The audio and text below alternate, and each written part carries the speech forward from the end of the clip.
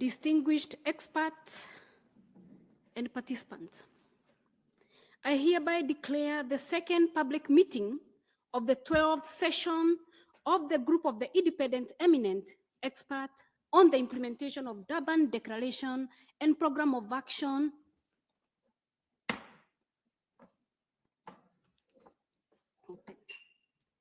on the occasion of the 25th anniversary of the Dublin Declaration and Program of Action. The group has agreed on the importance of paying tribute to this significant milestone and engaging in discussion on a way to further strengthen the implementation of the DDPA, with a theme commemorating 25 years of DDPA, strengthening implementation and crossing the gaps. My name is Dr. Salome Mbugua, and it's both a privilege and a responsibility to chair this independent group. My journey in combating racism spans over 25 years ago, beginning around the time of the Durban Declaration and Program of Action. Myself and a group of African women living in Ireland established AKIDWA, the network of migrant women in Ireland, based on our own experience of both verbal and physical racism and discrimination. While we have seen a progress in our work in addressing racism and discrimination, it still remains our key challenge. These include systemic or structural racism. Over the last 25 years, my work has been grounded in Ireland, across Europe, serving as the president of the European Network of Migrant Women, and internationally engaging with communities, supporting survivors of racism, and contributing to policy and advocacy aimed at dismantling systemic discrimination. My perspective this afternoon is deeply informed not only by research that I have carried or policy work, but my lived experiences and sustained engagement with those directly affected by racism and exclusion. It is particularly significant to serve this year as one of the 5 independent eminent experts and as chair, together with other members of independent eminent expert group, Joel Modeli, Jose Ontario, Ambassador Monso, at a moment where we reflect on both the progress and the challenges ahead, or the challenges that remains. 25 years ago, the global community came together with a shared commitment to confront racism, racial discrimination, xenophobia, and related intolerance in all their forms. The DPPA was not only a simple declaration, it was a promise made at Durban, a promise to make and acknowledge historical injustice, to try and dismantle systemic inequality, and to build societies grounded in dignity, equality, and justice. Today, we must ask ourselves, what has changed in the last 25 years? Of course, we can recognize some progress, and it must be recognized. We have seen the development of anti-discrimination laws across many regions. We have witnessed greater recognitions of the enduring legacy of slavery, colonization, and systemic racism. We've also seen ongoing discussions on reparations. And we have also seen some achievement, like with the fellowship program for people of African descent. There is increased feasibility of racial justice movement and growing understanding of intersectionality, that racism does not operate in isolation, but interact with gender, migration status, disability, socioeconomic, and inequality. At the regional level, including within the European Union, we have seen stronger commitment through frameworks such as anti-racism strategies, of which myself attended in its launch last month in March, improved attention to hate crime, and effort to address structural inequality in areas such as employment, housing, healthcare, and education. Civil society, particularly migrant-led and community-based organizations, have played a critical role in driving this progress, ensuring that lived experiences inform policies and that human rights remains at the center of decision-making. But progress is not the same as transformation, as we know, because alongside these achievements, we must also confront difficult truths. In too many places and in too many countries, still and regions, progress has stalled or even reversed. Racism continues to shape life outcomes. Structural inequalities remain deeply embedded in our institutions. Racialized communities continue to face barriers in accessing justice, employment, housing, and basic services. We continue to see underreporting of racism and hate crime, not because the incidents are rare, but because there's no trust in the system or it's fragile. We continue to see gaps between laws and lived realities, where policies exist, but enforcement is weak. And now, as we face new and evolving forms of racism, with issues of far right and digital spaces where hate speech spread rapidly and unchecked, artificial intelligence systems that risk reproducing and amplifying biases, increasing popularization and the rise of anti-immigrant narrative.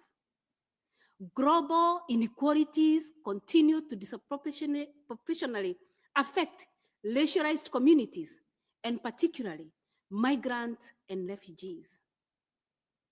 These realities demand that we move beyond reflection. We have to move to accountability. Thank you for listening to those of my opening remark. And now, moving into this thematic discussion, we have 6 wonderful speakers who we are going to hear from. First, I have the pleasure to introduce 2 speakers for the International Labour Organization. I'll start by introducing Ms. Chindi King, who is the Chief of the Gender Equality, Diversity and Inclusion branch of the ILO, a lawyer with over 2 decades of experience advancing equality and non-discrimination. She previously led the Equality Department at the International Trade Union Confederation. Her work focuses on gender equality, labor rights, the care economy, and ending violence and harassment in the world of work. I also introduce Mr. Martin Osel from the same organization. Mr. Martin Osel serves as the Senior Legal Specialist on the Equality and Non-Discrimination in the same branch. He leads research policy, advocacy, advice, capacity building on equality and non-discrimination in the world of work, and support for the ratification and effective implementation of related ILO standards. Ms. King and Mr. Oz, you have the floor. Thank you so much, Chair, and thank you for your very inspiring opening remarks, and good day, good afternoon to all present. The ILO very much wishes to thank the group of independent, eminent experts for this invitation to join the commemoration of the adoption of the Durban Declaration and Programme of Action in its 25th, on the occasion of its 25th anniversary.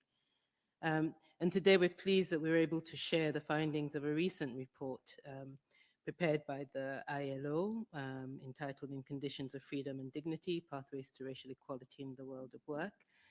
And the author of the report is sat right next to me. So I'm just going to content myself with making a few opening remarks, and I will then hand over to Mr. Eltz to take you through the presentation further. And I should add that he was also part of the ILO's delegation to Durban on the occasion when the declaration and programme of action was adopted. So it's something that's very close to the ILO, very close to us personally as ILO officials as well. So thank you again for this invitation. And indeed, ending racial discrimination has long been at the core of the ILO's social justice mandate.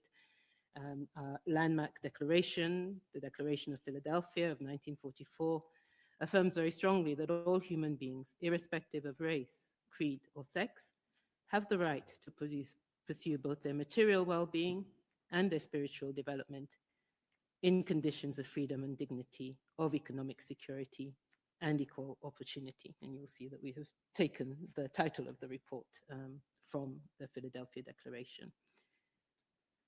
So the ILO participated in the Durban World Conference with a high-level tripartite delegation led by the then Director General, Juan Samovier, and made active contributions to the debates and the elaboration of the DDPA. Of course, the Declaration and Program of Action fully acknowledge the need for fair, just, and equitable treatment in society, including specifically in the world of work. And this link between the ILO, its international standards, its mandate really remain firm still today. The DDPA also recognizes that the workplace is this important entry point for combating racism and racial discrimination and advancing substantive equality. It calls on states to take practical action to eliminate racial discrimination against all workers, including migrant workers, as you said, Chair, and includes a specific and detailed section on employment. So it urges the ratification of a range of related ILO conventions, including our Convention on Non-Discrimination in Employment and Occupation, Convention number 111, and those concerning migrant workers, indigenous and tribal peoples, and relating to child labor. It also calls on states to fully apply the ILO's Declaration on Fundamental Principles and Rights at Work in order to combat racism, racial discrimination, xenophobia, and related intolerance. And all member states of the ILO are bound by the very virtue of their membership to apply the principles of the Declaration on Fundamental Principles and Rights at Work. Thank you. The idea of this report dates back to 2019. It's so seamless, the changing of slides. It caught me unawares for a second. But the idea for this report dates back to 2019, when the ILO's Committee of Experts issued what's called a general observation under Convention 111, focusing on progress made and the remaining challenges in eliminating racial discrimination in employment and occupation. The report is also timely, as recent agreements reached by the international community have highlighted racial discrimination, including its structural dimensions, as an issue requiring greater attention. And I'll point to, of course, the outcomes of the 2024 Summit of the Future and the Summit of the Future, something's missing, and the 2025 Second World Social Summit. And of course, that casts our minds back to the Copenhagen Declaration, which was the precursor to the Second World Social Summit, which again had an emphasis on equality, combating race and racial discrimination. The report aims to enhance, and which has a very close link to the ILO's declaration, in fact. The report aims to enhance knowledge and provide evidence to inform policymaking. It targets ILO constituents who are governments as well as workers and employers organizations, and seeks to promote social dialogue on policy reform. We very much hope that the report will serve as a useful resource for your deliberations and encourage further action as called for by the DDPA. And with that, I'll now hand over to Mr. Els. Thank you. Thank you very much, Chair, and thank you, Chidi, for the introductory words. So this report is actually sort of a stock taking. It was a recognition of the fact that we need more evidence and more data, how things are, what has happened. And it's also only a first step because many gaps, of course, remain. But what we try to do really is to see how these principles that are enshrined in international labor standards, ILO conventions, but also human rights conventions, the CERT conventions and others, how these principles have been applied in practice. That means that we have been looking on the one hand on labor market data. So we did a statistical analysis of available labor market data, and we did a mapping of legislation and policies on policies and legislation that will focus specifically on non-discrimination, in particular racial discrimination. So this is a legal mapping about laws and policies at the country level, and also the data is data collected by countries and reported to the International Labour Organization. We are the international body that collects statistics from national statistical offices. So we have actually done a scoping of that statistical data, and we have around 50 amongst the countries that report data have actually data disaggregated by ethnicity or race. So that body of data has been the basis for the statistical analysis. So this was the methodology. So the report has really two parts. One is, the statistical analysis, and the second one is like, where are we with the policies? And the policies were really, we looked at, if you want, structural indicators. Is there legal protection? Is that legal protection complete, incomplete? Is there any other measures that are being taken in terms of proactive measures? So sort of kind of the structural indicators. Obviously, it's very difficult to talk about the impact of the measures taken on the situation that we see in the statistical data. The causality, this is very difficult to establish, but still, when you look at these kind of things together, we can draw certain conclusions. And so I will take you through this, and obviously we can only present some aspects of the report, and we of course invite you to consult the full document, which is available online. Now, some key findings about labor market issues. We see in the data that we have, and I have to say that we have data from around 50 countries, but then we did not calculate averages, across countries or regions or global data or averages, because the data that we find at the country level that follows, not the same statistical classifications. So for instance, the groups that are vulnerable to racial discrimination, they're not the same everywhere, so they're classified differently. So we can't really compare the data across countries, but still when we look at the data from these countries individually, then we can see certain things, like, for instance, indigenous and tribal peoples, this category we have in many countries, we have also people of African descent in many countries, and you can see how they are in the statistical classification. So we can kind of get an impression around how these groups have been faring, in the number of countries that we were able to analyze.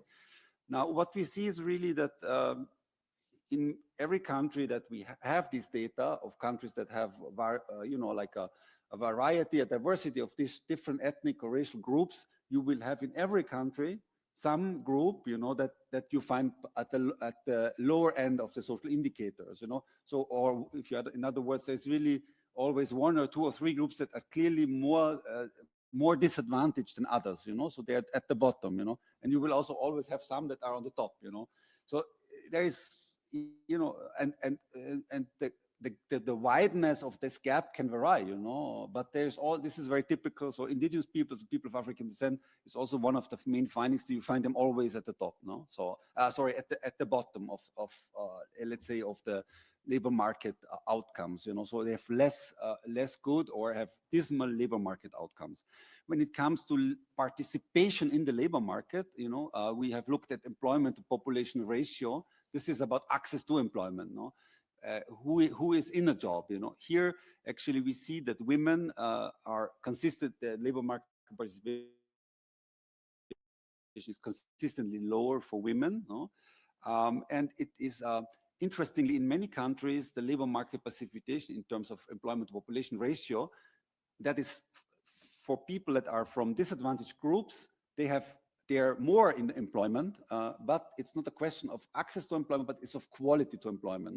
So it is people that are disadvantaged, that that are more affected by poverty. Hence, they are actually forced to accept any type of employment. So it's a reflection of their situation. More being affected by poverty means you have to be more in the labor market, but then when you look at what kind of labor you do, we will immediately see actually that this is that the working conditions are poorer.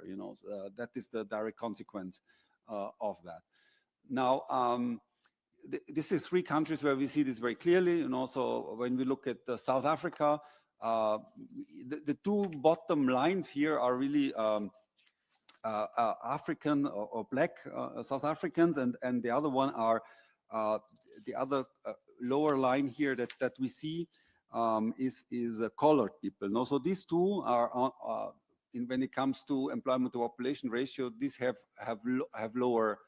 lower employment to population ratios, hence they're participating less in the labor market, in an overall decline actually of labor market participation for all groups. No, often it's like that the trend for the disadvantaged groups is very similar, but it's more pronounced. No, so or it's at a lower level. We see this also in Brazil, where we have the turquoise and the brown lines below. You know, it's mixed race and indigenous.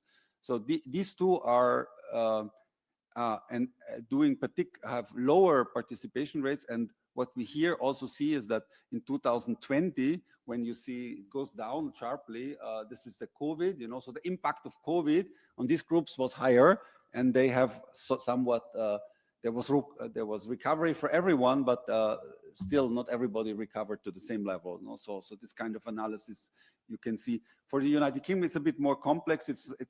There you clearly see also that when you have like economies that are higher income economies, the gaps overall between the different groups are shrinking. And what I mentioned before is that the disadvantaged groups have particularly high employment to population ratio. This is particularly the case in low income countries. No? So in countries that have a sort of middle income countries, you know, or higher income countries, the access to employment is usually quite similar. But this is a kind of example of the kind of analysis we did in this report.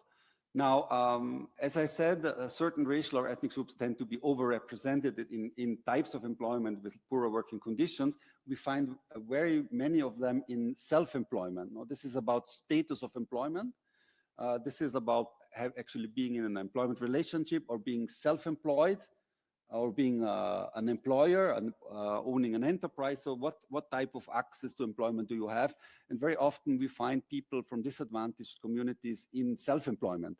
This is their own account workers. No? This is people doing their own business, maybe in an informal way, you know, being not registered, you know, so it's subsistence activities basically. No? So this is also very characteristics. And related to that is also that access to social protection is limited, in particularly social security. You know, social security is often linked to the employment relationship. When you're in a regular employment contract, you pay contributions, your employer pays contributions, and you have social security benefits. So the protection for those that are in self-employment, except with some exceptions, is often not there. You know, and that is why this is also an issue that you find so many of these people from disadvantaged groups or groups that are vulnerable to racial discrimination. You find them in self-employment. No? And I have to say that the trends, when you look at women and men, are usually more disfavorable for women. No? So if you look at, let's say, indigenous women, they will do even worse than indigenous men. No? So this is also a very consistent pattern. We'll come back to that. Oops. Now, another thing that we see is occupational segregation. That means that you will find often a sort of what the economists call labor market sorting. You know, that certain people from certain groups find themselves in certain sectors and in certain occupations. You know, I mean, I'm sure that many of you know that it's often also linked to your ethnic background or social background, that you tend to be in certain occupations. No? So like the Maasai men in Kenya, for instance, you find very many in the security, you know, field. You know, women from indigenous communities in Latin America, you know, they have a high share of going into domestic work, you know. So, and that means also when you look at it, you will find those from disadvantaged and groups that they are usually in lower paid occupations. No, also when you look at it in the occupational hierarchy, you know, comparing managerial positions to elementary occupations. So this is also that comes out clearly from the data, and here we put up for 2 countries, Brazil and South Africa, where you see that. very clearly also in the data. Now, when it comes to earnings, this is of course where what is often the where it all boils down. You know, it's like the kind of job that you have, in which sector you work, and what or how you're remunerated for that. And very clearly, we see across the data that the earning levels reflect reflect the historic advantages and disadvantages in a given society.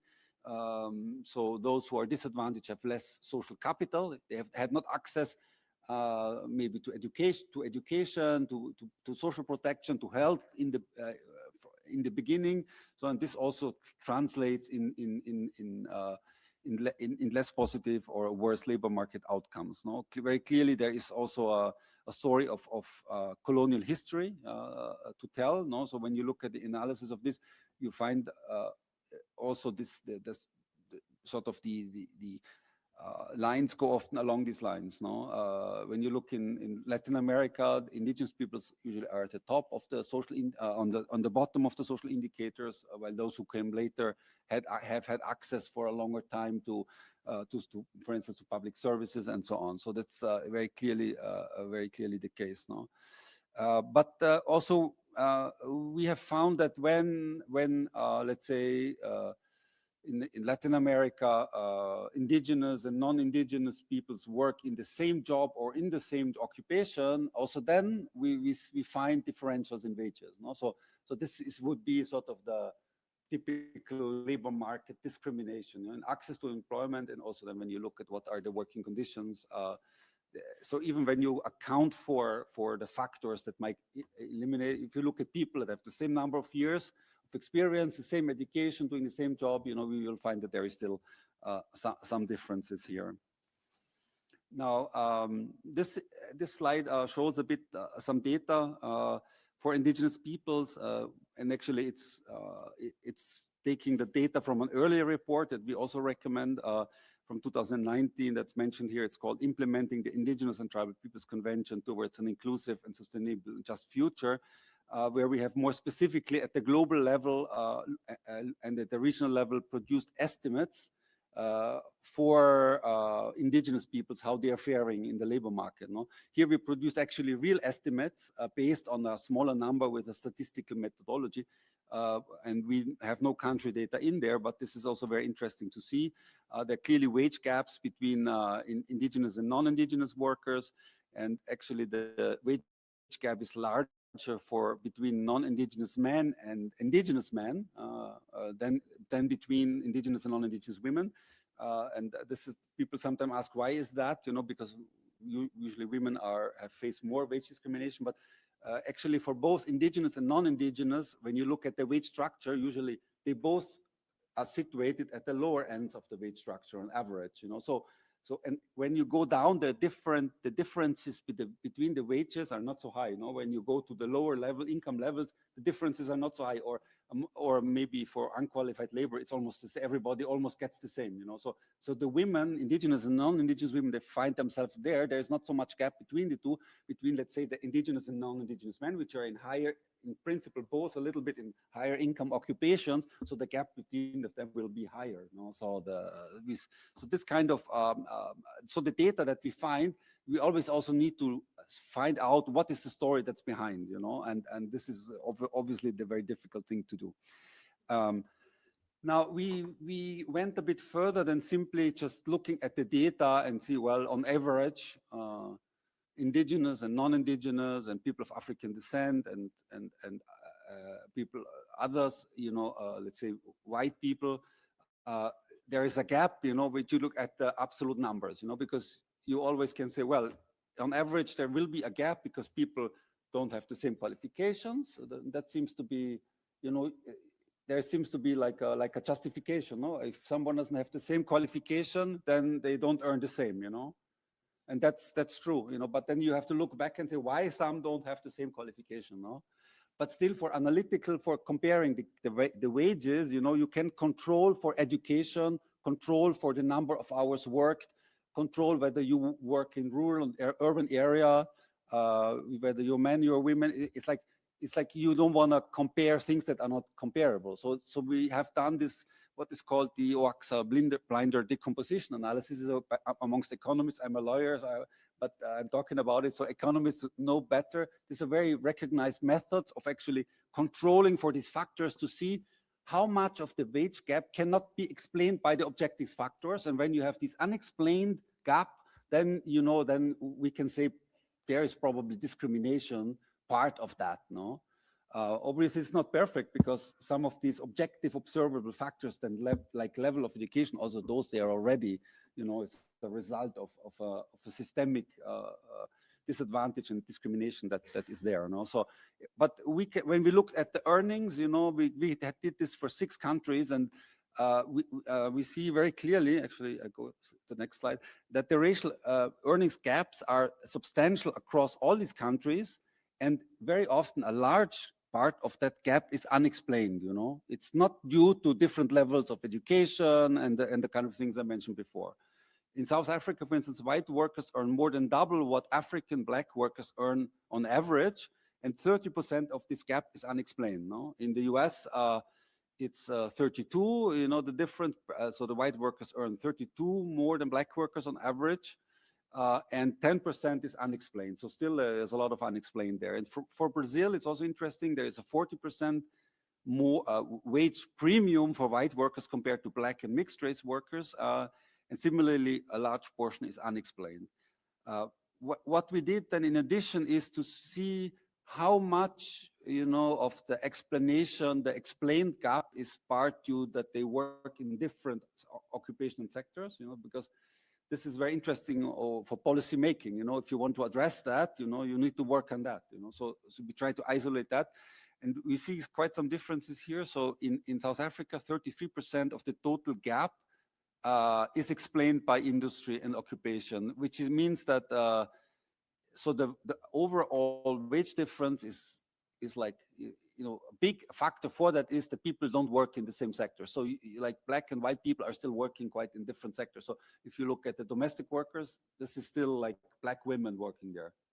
So this is basically the message here.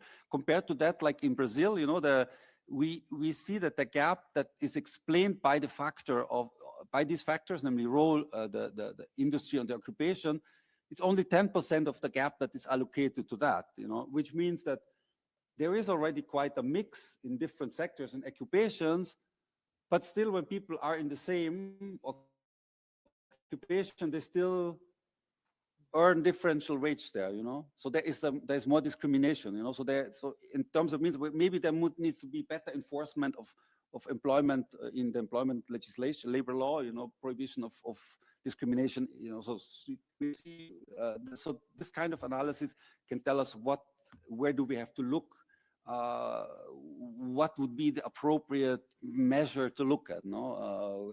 So there's and I think in particular when we want to address structural issues, you know, so the learnings that we can have from the data are quite important. And quite innovatively, we tried also, and this again is not me, I was the lawyer in the team, but we did this also with economists and in partnership also with the University of Cape Town, the Center of Inequality. We did this also, like we did the same decomposition analysis for intersectional analysis, no? So we compared here, like basically the earnings of the men in the most privileged category, you know, white, and with the wages of women in the most disadvantaged community, no? So, and there we see that this is very important because this confirms this, what has been, let's say, found by, you know, by sociologists, by anthropologists, and what we know from lived experience, but it also shows in the data that actually when you have disadvantaged women, no, like black women or indigenous women, they are more at the same women, and you take only into account what is due to gender and what is due to race. So if you combine it, it clearly shows there is a higher wage penalty here. So that's this was quite let's say a frontier. This is rather new. So methodologically, this has to be refined and developed. But again, it shows that statistical analysis is very important actually to go forward. And so from that perspective, and also looking at the literature that we had, one can say that in the academic literature, the analysis, since 25 years ago, there has been a lot of very important work done, and we have tried to pick up on that. Bring some of that evidence to the policy makers, in this case, mainly to our ILO constituents for policy dialogue and for policy reform. No? Now, I have to speed up. Maybe this is also where I can a bit more quicker. We mapped legislation. We find that a lot of countries have non-discrimination provision against racial discrimination. You see the dark blue bars here, in Europe, in Africa, in the Americas, you have 41 countries that have non-discrimination provisions covering racial discrimination. The lighter blue is they have this kind of a prohibition, but it's not covering the whole employment. Maybe it's not for recruitment, or it's not a full coverage. It's only a partial prohibition. It's only a partial protection. And the red is really like, these are countries, they don't have yet a prohibition of racial discrimination in the labor area. So there is still some way to go, but there, a lot of countries have, and it's like overall, it's like 139 countries have in their labor legislation a prohibition of racial discrimination. So that's quite good.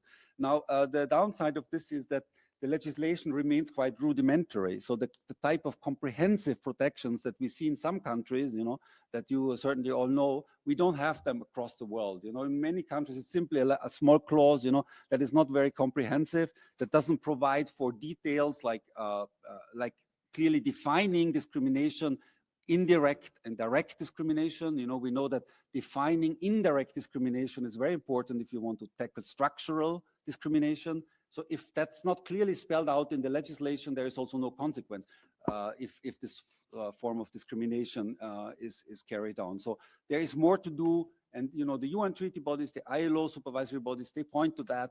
We have to have really more refined legislation. Really, we are not there yet, when it comes to legal protection.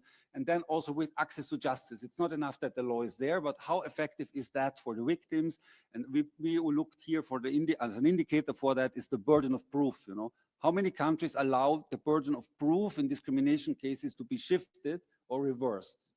And we found actually 50 countries, so many do it, but many don't do it. And so it would be still for the victim to prove that a certain conduct has taken place while not having access to that evidence, for instance. No, it's already difficult to bring a discrimination case, but if you don't have the facility of a burden of proof lightening, it's probably difficult to speak about effective access to justice, to labor justice in this case. Now, this is very quickly, these are the countries that have not only comprehensive, some of the countries that not only have more comprehensive non-discrimination legislation, but they also ask for more than simply not prohibiting discrimination, but they ask for proactive measures, to ask the enterprise to collect some data, to have an enterprise policy to promote equality proactively. So there is a variety of countries that do that, but it's a small minority of countries, and also this is a work in progress. Some countries reviewing that, but right now we see that there is a little bit of a stagnation. The enthusiasm is not really there, I have to say. Canada has actually reviewed their Employment Equity Act. There is a public report, a public assessment, 250 pages, and many lessons learned how this could be further improved. But for the moment, it's only sitting there. So, but still, these are countries that have moved forward, and we should further study how that has worked. Because there is also arguments saying we should have less bureaucracy around these things. We cannot ask every enterprise to collect data and report data and make a policy, an internal policy. So we need to learn, is it true? Is it possible? Is it not possible? Has it had an impact or not? And then move on that basis. So this is really what we say is the next step, to study what is there. Yet we see also that it's not only non-discrimination legislation and requiring employers to take certain steps, but it's also that a number of national policies need to be more inclusive, if you want. So we have looked at national employment policies. You know, almost every country has a document or a framework that's called national employment policy. It's to make sure that everybody has a chance to get employment. Usually they are quite well advanced when it comes to mainstreaming gender equality and advancing disability inclusion. When it comes to ethnic and racial groups, they are less clear. You know, often you have a general aim, we want to be inclusive for everyone, but when you look at the specific programs, the indicators and the accountability, it's less advanced for this, you know. And it has to do also because sometimes the statistical data is not so good, you know, at the country level.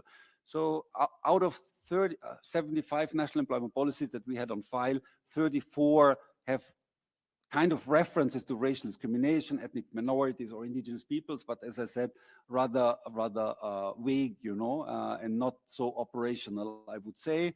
And so, but if we want to really tackle structural discrimination, we need to make sure that all these mainstream policies really tackle the issue up front, you know, not, we see a lot of separation, you know, like even for some groups, you know, like indigenous peoples usually have a national policy for indigenous peoples, you know, that will also speak about employment, and you have a national employment policy and it will maybe mention indigenous people. There's no interaction in how this is being enforced, how it's being implemented and financed, no? For example, in Costa Rica, we just supported the government. They did a new national employment policy, and we encouraged them to do a consultation with indigenous peoples in line with Convention 169 to get the perspective of indigenous peoples reflected in the national employment policy. You know? So this is an example of how maybe bridges can be built.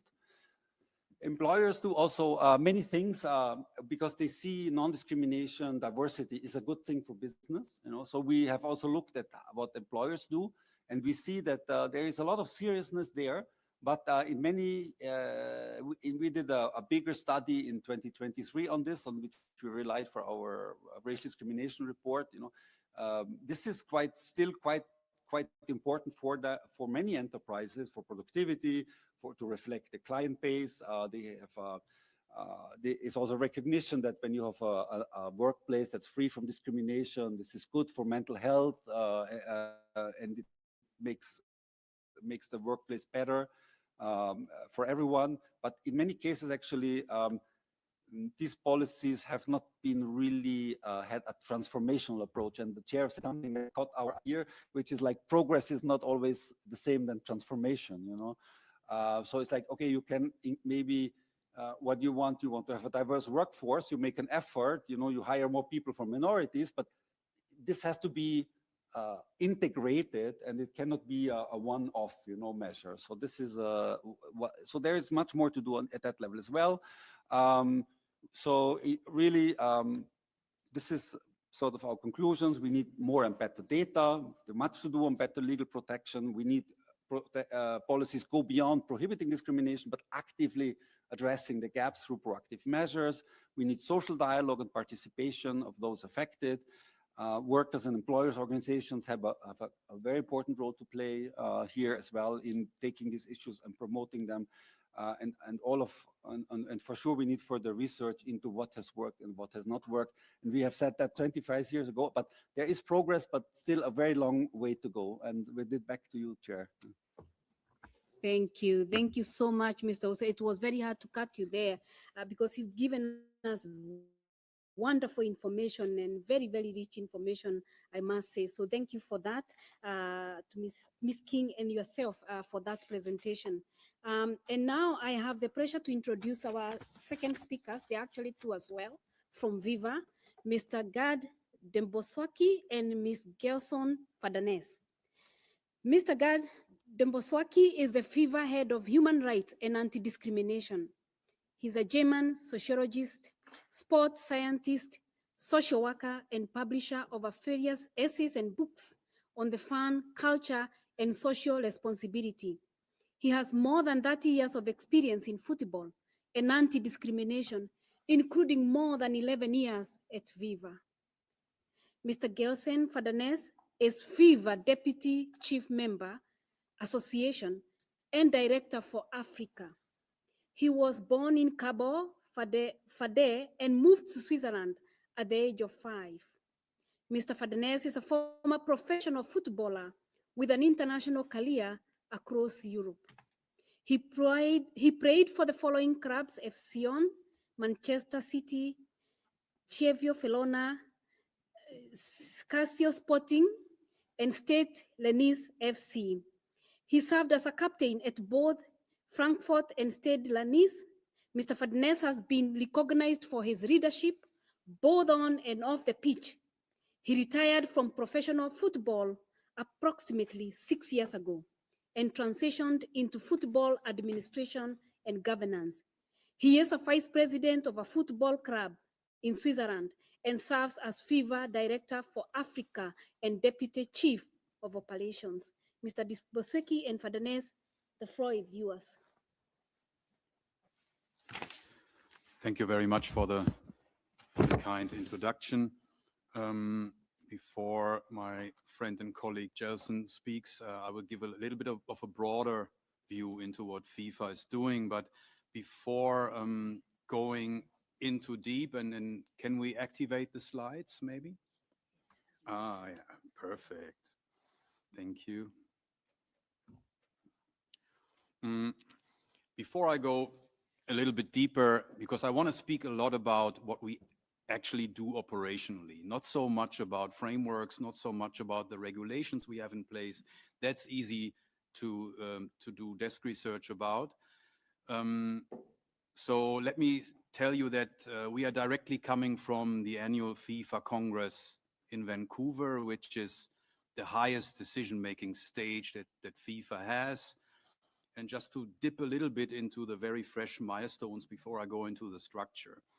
So at this Congress, FIFA acknowledged that the Afghan Women United Refugee Team gets the right to play as the Afghan women's national team at FIFA competitions, right? That is more or less directly related to what we speak today.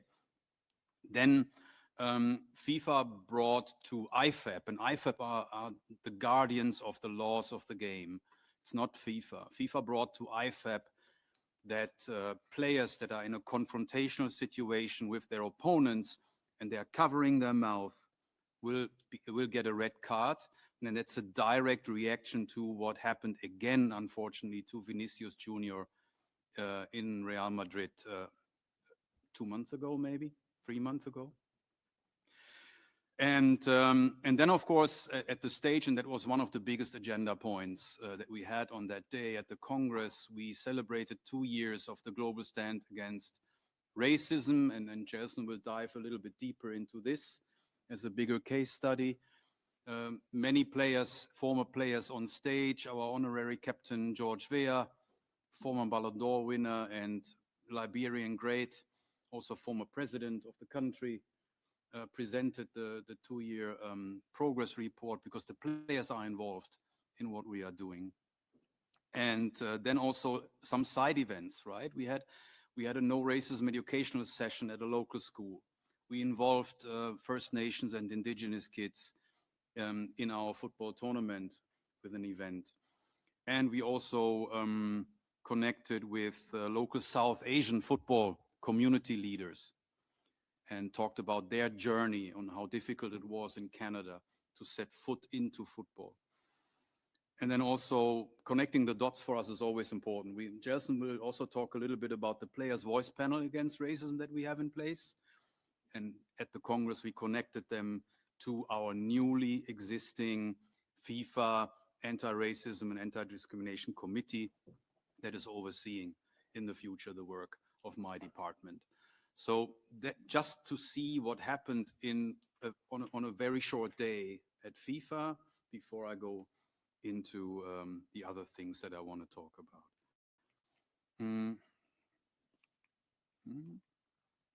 If I can. Okay. So everything we do at FIFA comes or derives from the FIFA statutes.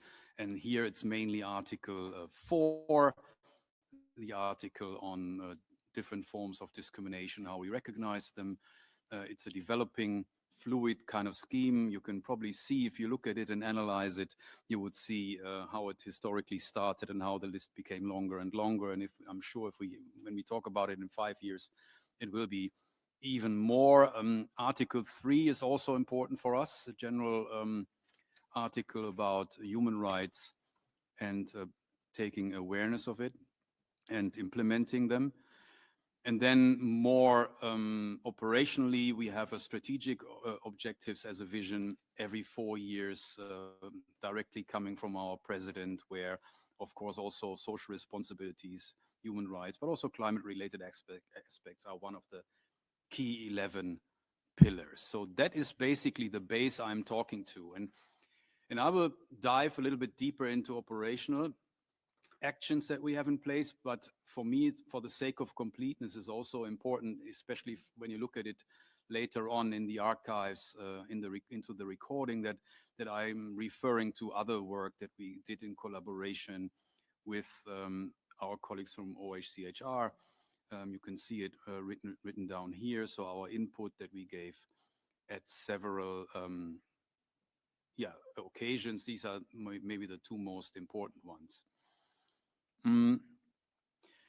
And I don't want to talk so much about the general broader human rights, right? I could talk a lot about the intersection of labor rights, workers' welfare. We heard a lot also already today from ILO, and how we try to not only look at human rights in general, but also the intersections on racism specifically, right? I could talk about press freedom a lot. I could talk about hiring and recruitment processes at FIFA and on the ground. And then here the example from ILO is very much in the center of our saliency human rights risk assessment for the Women's World Cup in Brazil next year, when we take a look at our suppliers, our local suppliers, and we know that 40% of Latinx people, earn 40% less than white workers, and black workers earn 32% less.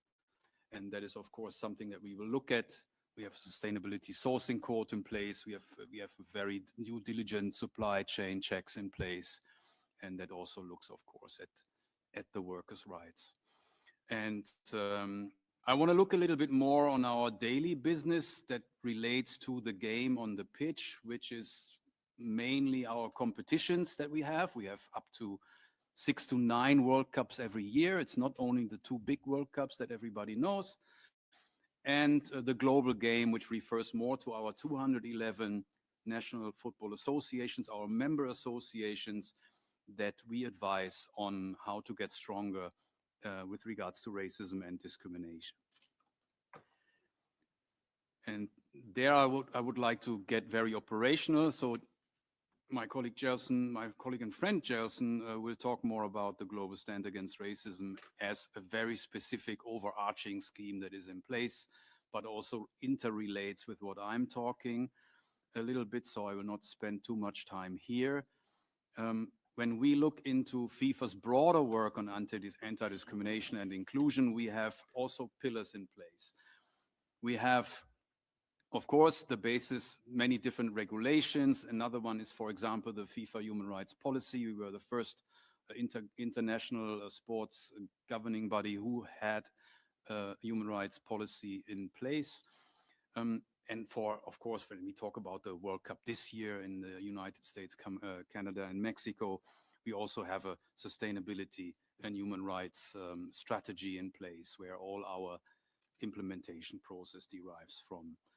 But and also I will not talk so much about communications, because this is about talking about the good things we do and how we do it, campaigns and stuff, and also not so much about networking and cooperation, what we do today and via our MOUs. I want to talk more about controls and sanctions and education, because there we get to the core of what we are doing. Controls and sanctions is a big one. So for us, it's important that everybody who gets an accreditation at FIFA has to not only tick box and sign a safeguarding and anti-discrimination code of conduct, but actually has to read it. And that is very important for us, because that could lead to people that are on the ground working at a FIFA event even journalists who behave in a discriminatory way to lose their accreditation. We have fan content identification at gates and inside the ball. So how do we do that? For the first time at this World Cup, we will introduce the Secure Stadium Scan app, which is an app that people at the gates will get who are stewards. And they can basically take a picture of each item that a fan brings, a flag, a banner, a symbol on their shirt, scan it. It goes through our database, it goes through AI, and in the very back there is human triage to basically make sure that discriminatory items, messages do not make it into the stadium, but then also to ensure that general statements of human rights and anti-discrimination make it into the stadium. That is very critical for us. So for example, in Qatar, we scanned more than 20,000 items at the whole World Cup. Now we have, the World Cup is nearly double the amount of teams, so double the amount of matches. So there will be much more that we are waiting for. Not every item is scanned because if people see a Brazil flag once, they will know it at least at the second time if they didn't know it for the first time. So only things that people don't really understand will be scanned and go through the system in real lifetime. 30 seconds, we will have an answer. More difficult ones in a minute or so. Then we have an anti-discrimination monitoring system in place, and I will dig a little bit deeper on this in a second. We work together with the FAIR Network as an NGO, but also our supplier here in this project.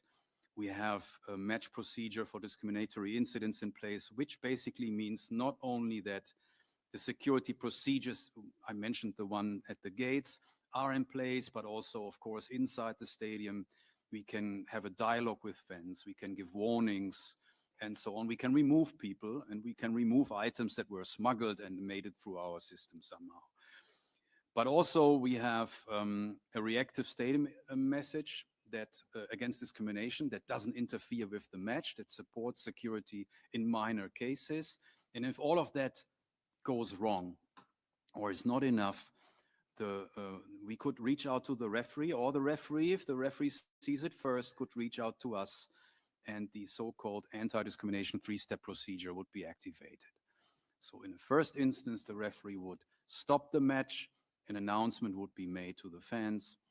If this doesn't help, then the match can be suspended. What is the difference between stopping and suspending a match? If you suspend the match, we would send all players back to the dressing room for a reasonable amount of time to make people think, to make security work better, to have an announcement to the fans again. And this announcement will already include a hint to step number 3, which is abandoning the match. So we have the power, the referee has the power to abandon the match for any discriminatory incident, of course, racism at the very top.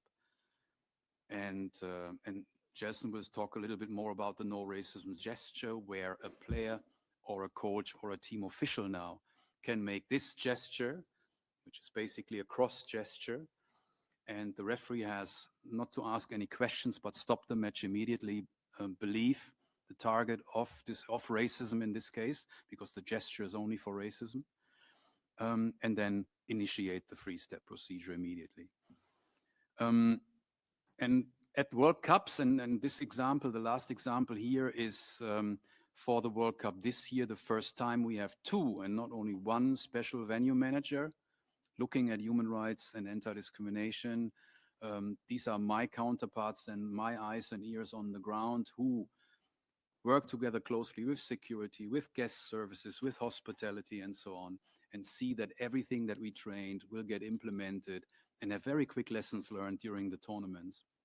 And those people are supported by more or less 10 volunteers, depending on which stadium we are at. Some stadium needs some more, some stadium needs some less, who are also specially trained, especially when it comes to accessibility needs, for example. The anti-discrimination monitoring system, I dig a little bit deeper because it was for a long time our flagship project, where we have the FAIR Network coming in with anti-discrimination match observers. So these anti-discrimination match observers would make risk assessments, starting with the qualifiers, this World Cup already. It started, I think, in 2019 with the first qualification games. We had about 1,000 qualification games before you see the tournament this summer and the remaining 48 teams. We would deploy anti-discrimination match observers to the high-risk games that they identify themselves and independently.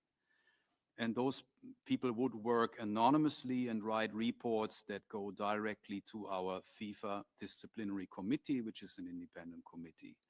The committee then decides whether a case would be open based on strict liability, which basically means no matter who did it, but if Team A is affected, then Team A would, for example, first pay a fine that could now be up to 5 million. In the second instance, stadiums would be partially closed or completely closed.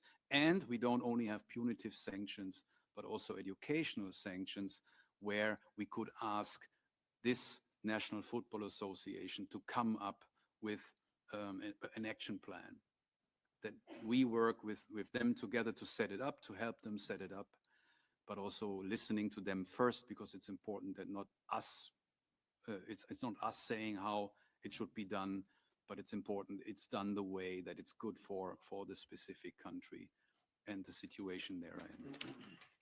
So that is the anti-discrimination monitoring system. There's much more in place. We scan all tournament music that is played in the stadiums. Teams bring music as well. DJs bring music.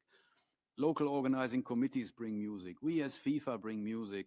And all of this music gets explicit lyrics checks, but also background checks of artists who recently maybe said something racist or otherwise discriminatory. We would not cancel artists, but we would look at recent things that happened. And that is very important, because especially the big World Cups are our flagship tournaments that pay FIFA for the next 4-year cycle. We have fan liaison support, so we ask all teams this year at the Men's World Cup, for example, to name a fan liaison officer, someone who knows the local fans, who understands the dynamics, who understands also certain things, and those person is working very closely to our fan operations team, but also to our security. And we can also convey messages, preventive messages, during the tournament. Sometimes dynamics bring things that we cannot foresee. And at the end, of course, when many people come to our tournament, things go wrong. We are not perfect, for sure. And I can tell you that this World Cup, again, has more measures in place than we ever had in any World Cup. So the Men's World Cup is always a catalyst to look at the standards we have in place and make it better and better. So I joined FIFA after the World Cup in 2014. And when I came, we only had a banner against racism at each match. Now there is a department, there is a scheme in place. And during my journey in the last 12 years, together with the team, together with everybody in FIFA, because we could not do anything without our colleagues in security, in competitions and so on, we increase the standard measures against discrimination continuously. And then this year is no exception. We go to the next step. The human rights grievance mechanism is something when things go wrong still. And that's for everyone, not only for workers. And we got the first grievances for this World Cup many, many years ago already. It's also for our employees, it's for fans, for anybody who is affected by our World Cup, and we look very, very closely to the UNGPs here, of course. And this is not only a complaint mechanism, but also a remedy mechanism. A lot of things happen on the pitch, but we also have a social media protection service in place. What does that actually mean? Especially players, but also even down to people that work for us can sign up to this mechanism. And we protect players by not doing surveillance. We only use open source. So we are not going in their DMs.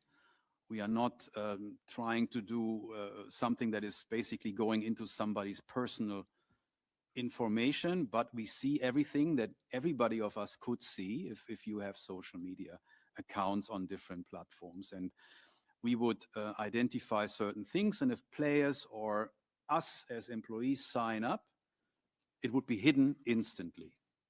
Similar to the app that I just mentioned, there is a AI and human triage in place that would look into this, and then players, for example, can perform and don't need to see what's happening to them. They can request to see it if they want it, and they can tell the moment, of course. Some people want to see that, right? But maybe not at the time when they're performing at the World Cup. And then also, this relates a little bit also to criminal charges and prosecution. In a lot of cases, we can compile information only from open source that we can identify the actual person behind this account. And if the country has measures in place, we would reach out to our member association on the ground, and they could press charges. And so it doesn't stop at the gates in many of those cases when it comes to online abuse. And this is the social media protection service. So that was the part on controls and sanction. Now education.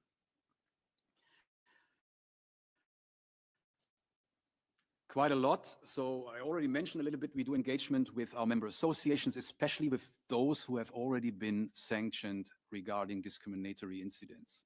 This is our priority among 211 member associations, to help them to prevent for the future. But then also many member associations come to us proactively and say, hey, we want to do more in this area. Do you have some examples? Sometimes it's not us giving the advice. Sometimes it's just connecting them to another member association who's working in that exact area, and they're trying to learn from each other.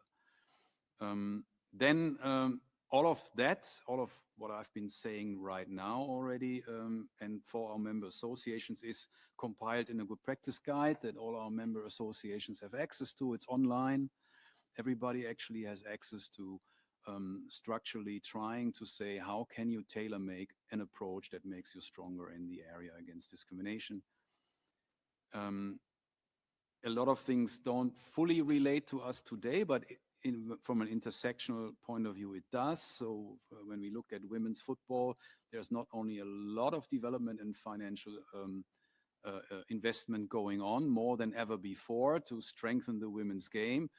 But when we look a little bit into the microcosm, it's also a women in football leadership course that we have, where we identify women in all our 211 member associations and try to bring them together to get stronger. And this interrelates intersectionally, of course, with the topic we are talking today.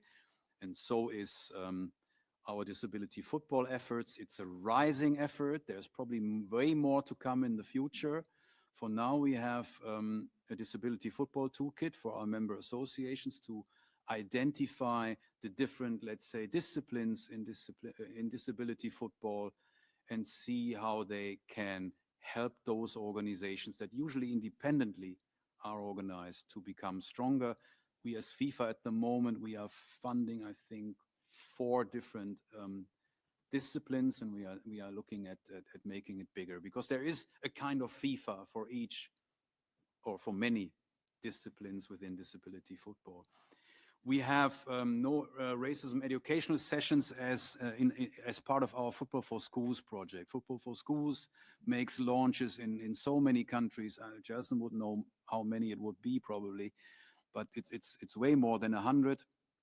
And the launch goes along with the introduction of an app that is free of charge for all local football teams, where there's also lessons that are related to social responsibility, discrimination, but to kind of highlight that we bring players to the ground and make a no racism education on the ground with teachers from all over the country, wherever we go, and also provide the materials so they can take that lesson and practice it by themselves with their players, with their students in the schools. Our FIFA Foundation, its own entity officially, has their own community program where they fund more than 130 grassroots projects, starting with the outskirts and slums in Kampala, to make women stronger there in football, up to projects like Soccer Without Borders in the US and other countries. So there's 130 every year that are funded.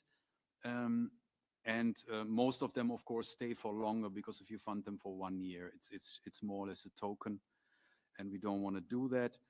Then when we look at our staff as well, of course, internally as FIFA, it's also important for our staff to be represented. They want to be represented. Historically, the Women's Network we have for our staff is the first one. And in Zurich, we have about, I don't know, maybe 800 people working for us at the moment, but we have subsidiaries in so many countries now. And we have an LGBTQIA+ network, just to mention a few examples. We, of course, our employees have to go regularly through trainings, DEI related. I could go way deeper into how we do that, but actually this is with our people and culture, and I'm actually quite proud that I don't have so many things to do with it, that things are getting a little bit more mainstream throughout the organization, and it's not anymore the way I started 12 years, when everybody said, this is scared, go to him, he will do it.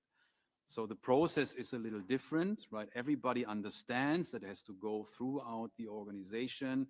When there is a racist incident and there is a report, then there's many lawyers that now became specialists on discrimination, because we have observers that bring them very detailed cases. And this is a process that I can see.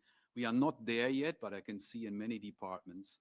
And this year, for example, we also screened all equipment, right? All equipment for what is actually displaced on the equipment that could offend somebody else in a different team.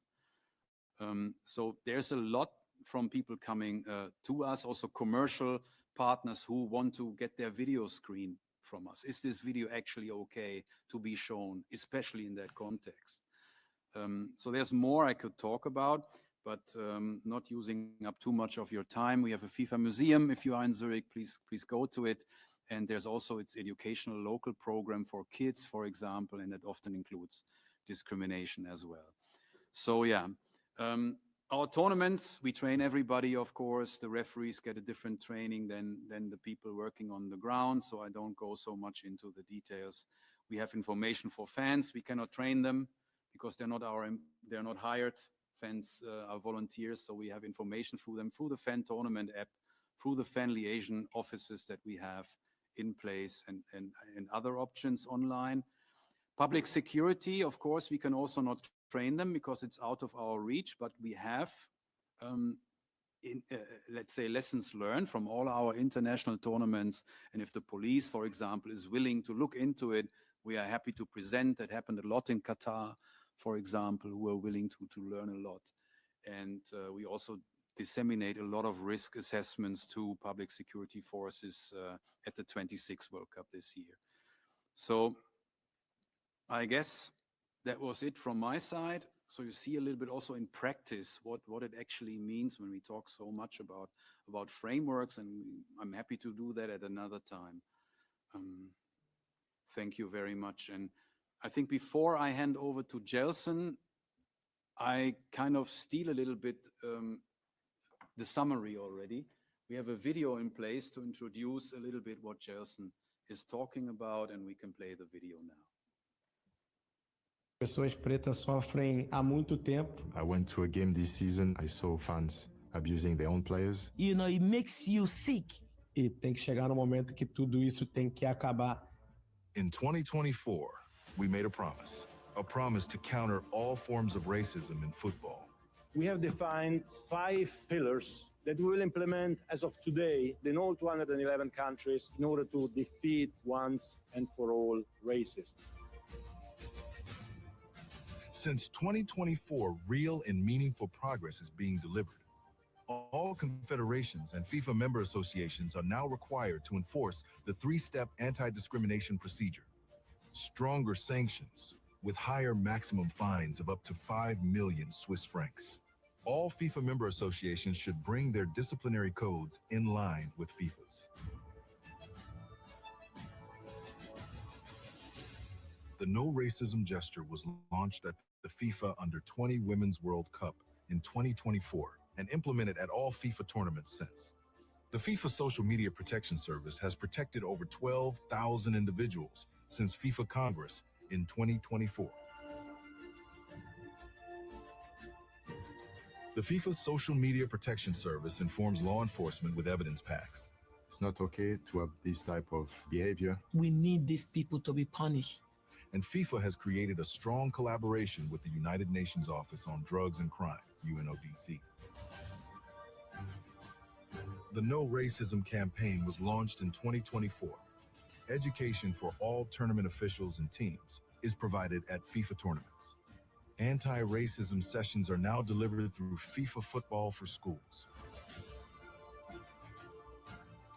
The Players' Voice Panel, with 16 members representing all 6 confederations, launched in September 2025. They work to advise on anti-racism initiatives, educate, inspire action, and monitor progress. I think the players now feel safe about reporting. They know Players' Voice Panel will have their back. In 2024, we made a promise, and we've turned that unwavering commitment into concrete action across the global game.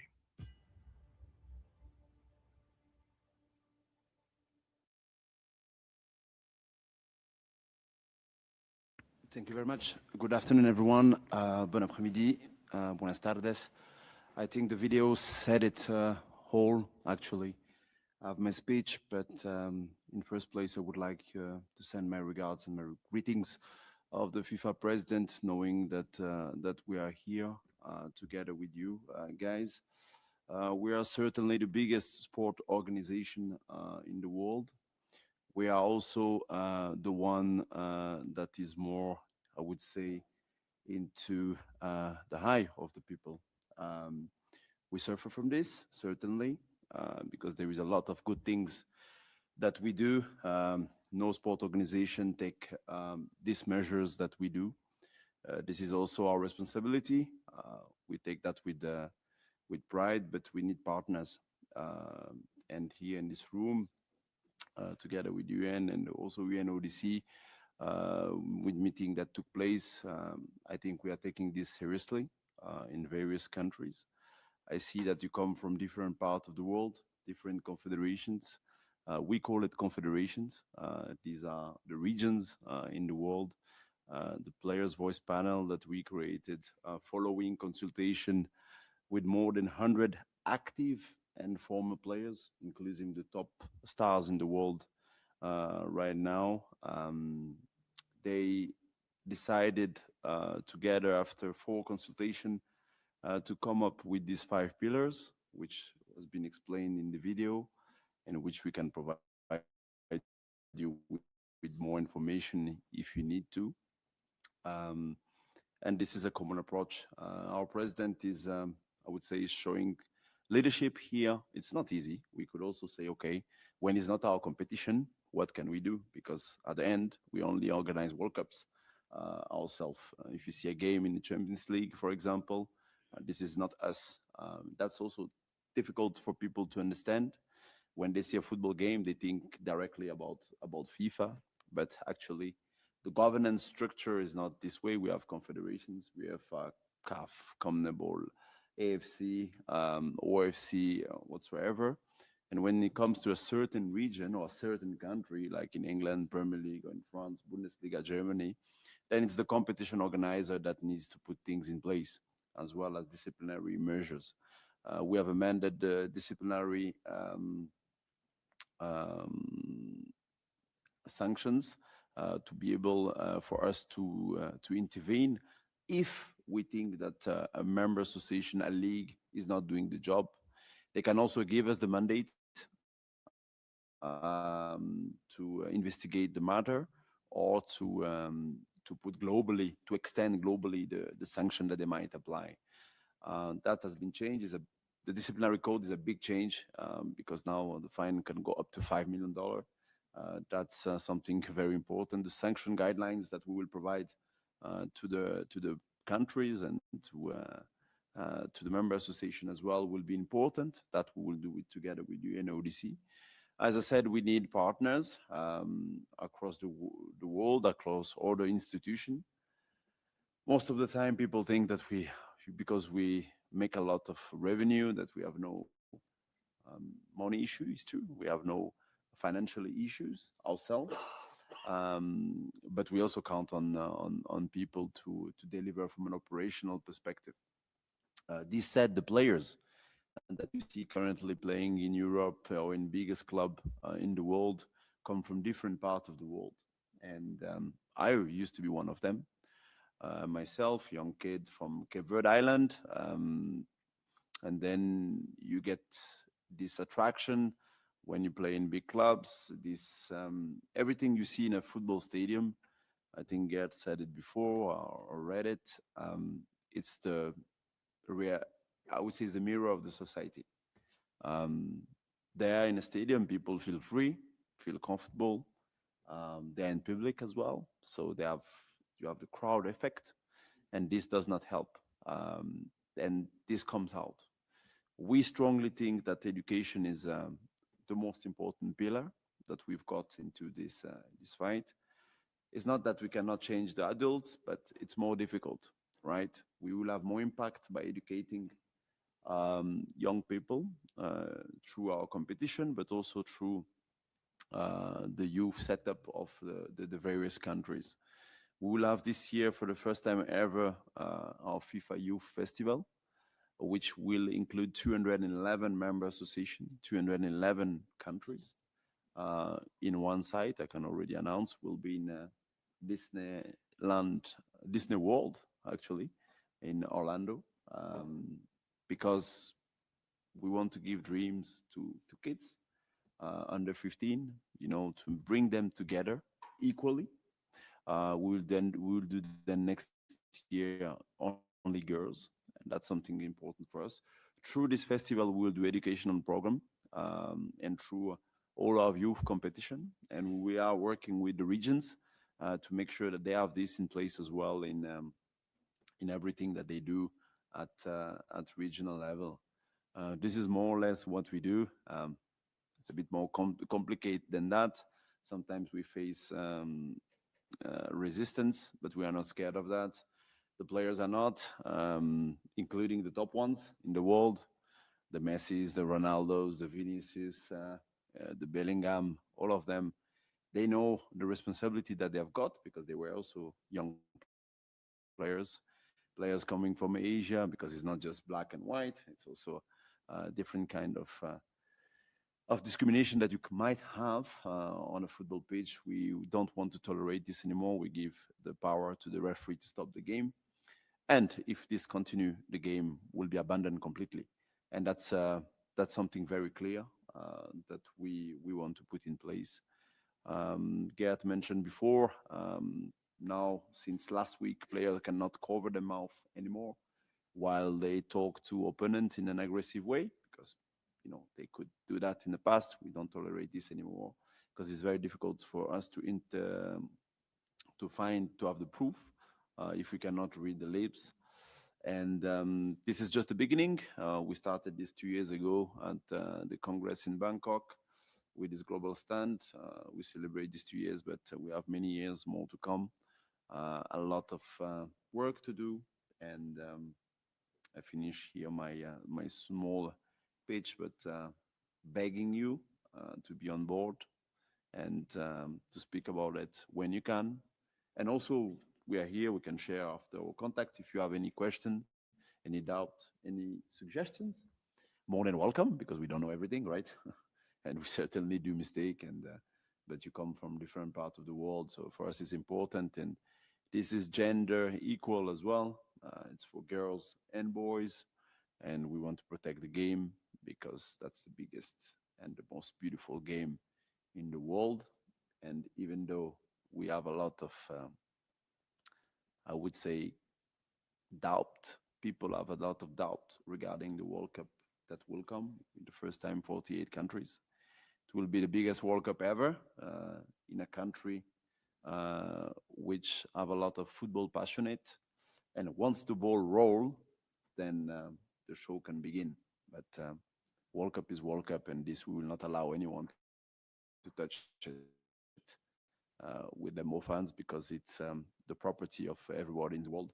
not just FIFA. Thank you for attention, and we remain here available or later if you have any questions or remarks, madam. Thank you very much. Thank you. Thank you very much for your presentation, Jad and Gelson. Great to hear about your work, which is variable and very, very significant in addressing racism.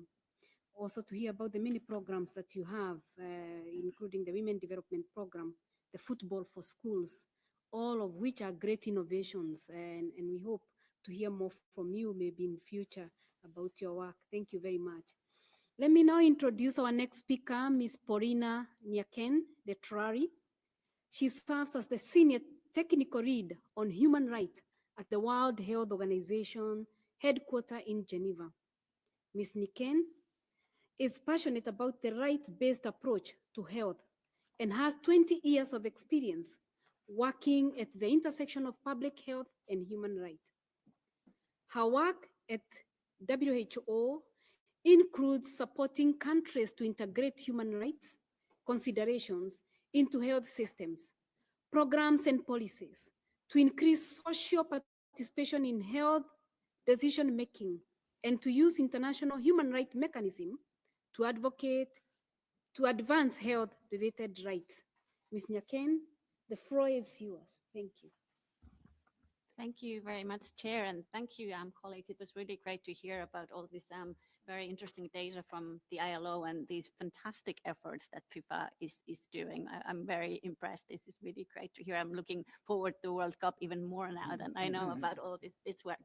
I don't have any slides, but I'll talk from the perspective of the World Health Organization, the perspective of health.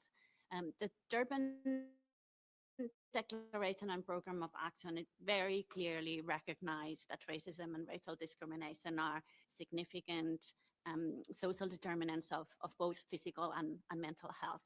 And the Durban Declaration asked the WHO to take action on this. And in a minute, I will talk about how WHO has taken up this call. But let me start with the story of Henrietta Lacks. Who knows who Henrietta Lacks was? You do. Not many people. Some people don't. I certainly didn't know until about 2 years ago or three years ago when I started working at the World Health Organization. Henrietta Lacks was an African-American woman born in 1920. In 1951, she was diagnosed with cervical cancer, and she died just 8 months after her diagnosis, when she was 31 years old, and was a mother of 5 young children. During her cancer treatment, researchers at the hospital where she was being treated took samples from her body. The cells that they took are now known as HeLa cells. And these cells were the first so-called immortal line of human cells that could continue to divide in a laboratory. The HeLa cells were commercialized. Fortunes were made with those cells, and they became a very important tool in medical research. They have contributed to breakthroughs ranging from polio vaccines, HIV medications, leukemia treatment, IVF, and many other medical treatments. The HeLa cells were also foundational in the development of the HPV vaccine, which is the vaccine that can now prevent the cancer that took Henrietta Lacks' life 75 years ago. Henrietta Lacks would have surely been very pleased that many, many lives have been saved thanks to her cells. But she didn't know that those cells were taken from her body. They were taken without her knowledge and without her consent. And for many, many years, her family didn't know that her cells were being used in scientific research, and they were contributing to all these medical breakthroughs. Henrietta Lacks' cells were taken without her consent at the time when racial discrimination was still legal in her country. She was not recognized, and her name was not mentioned because she was a Black woman. although racial discrimination may no longer be legal in most places, it certainly continues to impact on who has access to health services and whose rights and autonomy are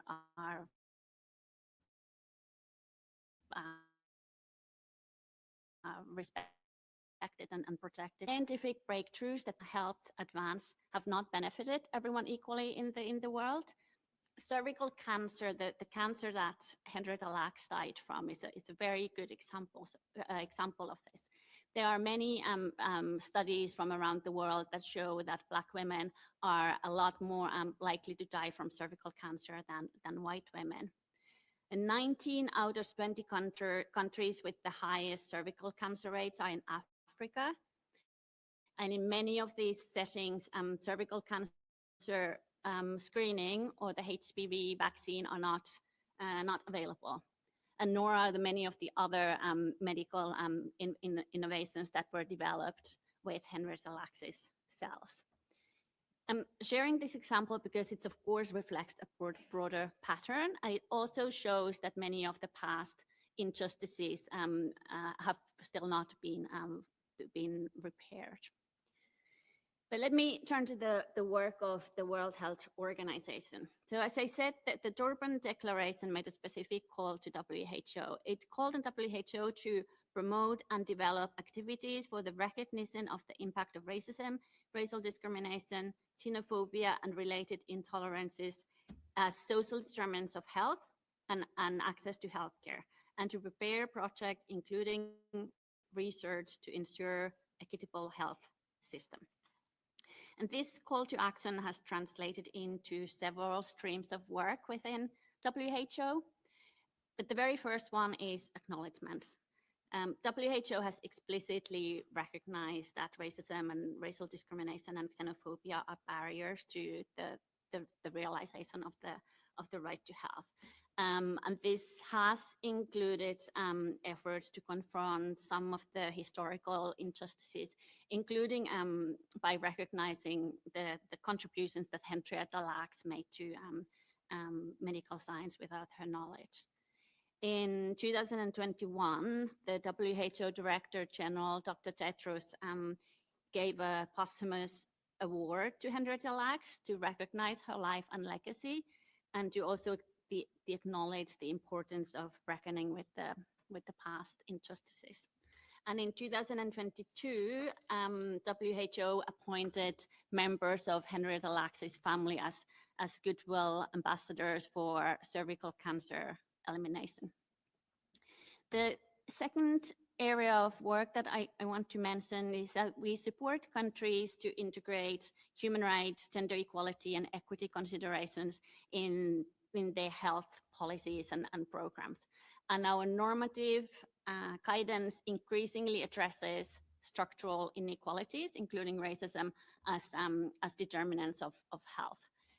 We published in 2022 a policy brief on strengthening primary health care to tackle racial discrimination, promote intercultural services, and reduce health inequities. And this publication helps policymakers and others to identify entry points for addressing racial discrimination within primary healthcare. The primary healthcare approach is important entry point for addressing racial discrimination, because it goes beyond the health service delivery and also addresses the root causes of ill health. And what we are guiding countries to do is, for example, to carry out analysis of health system themselves can perpetuate injustices. For example, through decisions about where services are located, how they are designed, which languages are used, whose knowledge is valued, and how implicit bias, discriminatory practices, and lack of cultural competence can affect the quality of care that people receive. We are also currently strengthening our normative work on health-related human rights more broadly. We are developing practical guidance on how to apply a human rights-based approach across health systems, services, and programs. The first volume of that guidance will be published later this year, and then there's another one coming out next year.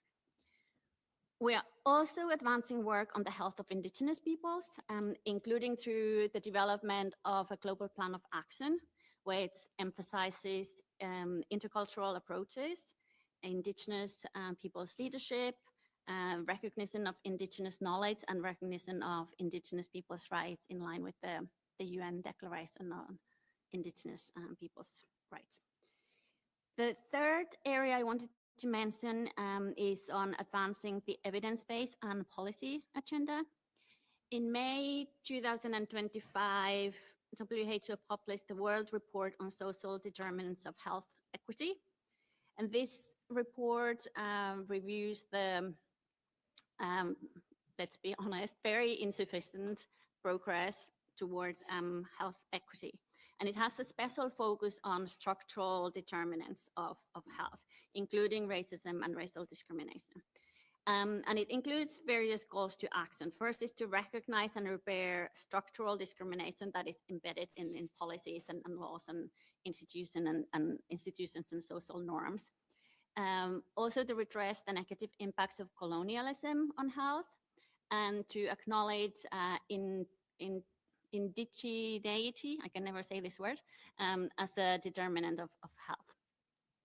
The fourth area I wanted to mention is promoting inclusive and participatory health governance. This is another way in which WHO is working towards health equity, and we support countries in developing mechanisms for social participation in health decision making. And hopefully with the Global Plan of Action on Indigenous Peoples' Health, that will also include models of governance that respect Indigenous knowledge and leadership and community-led approaches. The fifth area, this is another area that we are paying particular attention right now, is digital health.